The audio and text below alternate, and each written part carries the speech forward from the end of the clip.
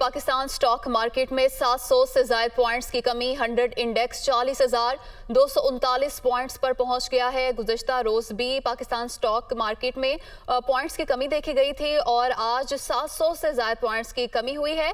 100 index 40,239 points पर पहुंच गया है। पाकिस्तान स्टॉक मार्केट में 700 से ज़ायद पॉइंट्स की कमी देखी गई है। इसी पर बात करेंगे। हारिस ज़मीर हमारे साथ मौजूद हैं। हारिस ज़मीर, बताइएगा इसके पीछे वजह क्या है?